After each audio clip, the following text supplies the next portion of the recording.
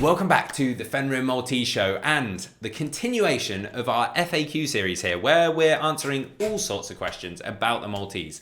And today's question is, can the Maltese be left alone? So Will's going to be answering this question today, and I'm going to hand over to him. So we all know that dogs are highly sociable beings who love nothing more than spending time with their owners, and yet sometimes we just have to leave the house without them. Especially puppy parents often cannot help feeling guilty for having to leave their dogs to their own devices. But is it really bad for them to spend time without their owners? So in today's video, we're going to discuss whether or not dogs should be left alone. So then we will begin with the first reason why leaving your dog alone at home might actually be very good for them. And that is that alone time can build confidence. If you just got a new puppy, you might be tempted to spend all your free time with them. And there is no doubt about it. With their innocent charm, their adorable clumsiness, and their cute cuddly looks, puppies are irresistible. However, if you keep showering them with fuss and affection all the time, you might do them a disservice. Now, this might sound a bit bizarre, because why on earth would you not show your new dog how much that you adore them? Now, of course, I'm not suggesting you should withhold love from your puppy, but if you make it a habit to give your young dog the opportunity to be on their own sometimes, you will thank yourself in the future, guaranteed. Because alone time builds a young dog's confidence like nothing else. They learn valuable lessons from this, such as, my owner is leaving the house. That's not the end of the world. After all, they always come back. And in the meantime, I've got my tasty chew toy filled with meat pate to work on. Now, next is around crate training being incredible for your dog. Now, of course, you're probably going to want to build up to this gradually, but by and large, a puppy who is left alone in a safe place for short periods of time will learn how to calm themselves down. To help you build up to a point where you can leave your dog loose in the house for several hours, and to help you do that, I highly recommend you get a crate. Invest in a safe, stable version that will be large enough for your dog when they are fully grown. If you select a crate with inbuilt dividers, you can adapt the size to your puppy, which is brilliant.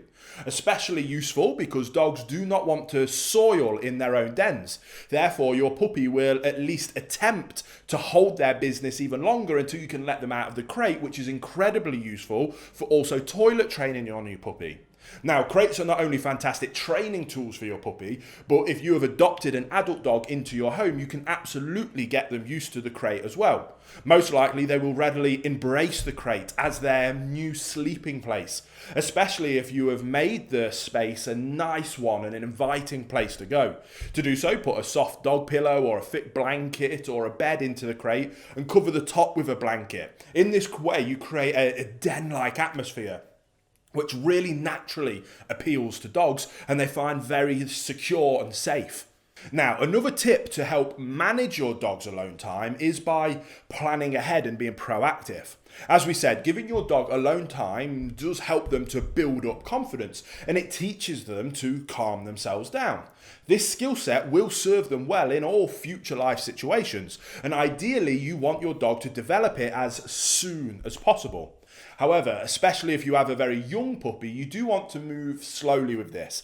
Extend their alone time in the crate little by little. If for any reason you cannot do that and you have to kind of throw them right in at the deep end, right from the very beginning, planning ahead will help you and your dog getting used to time spent away from one another.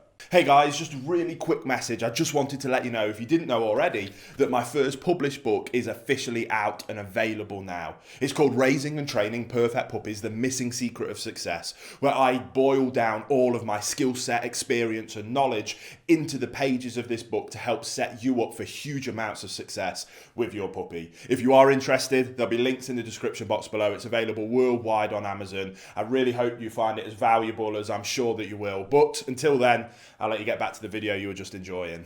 Let's say, for example, that you have to leave the house for 8 hours every single day for work. In this case, you could plan in a long weekend right after you bring your puppy home. Ideally, you would take 1 or 2 weeks off from work, if possible, and dedicate this time to your puppy.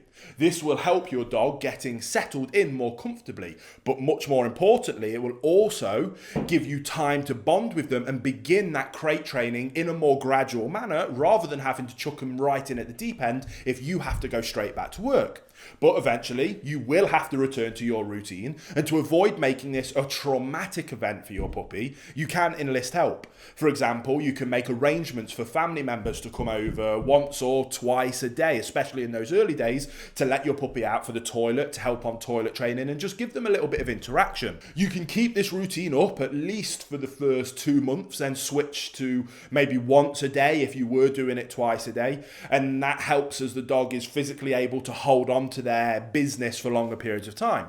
Ideally, these visits will leave the puppy pleasantly tired and content, and after they have received an appropriate dose of exercise and food and physical interaction, they should be more than happy to sleep for the majority of the time they spend back in their crate. If you have no family members or friends who are willing to take over these puppy duties while you're at work, you can hire a dog sitter or take your puppy to a reputable doggy daycare, especially in those early days. So, in my opinion, yes, dogs should be taught how to be left on their own.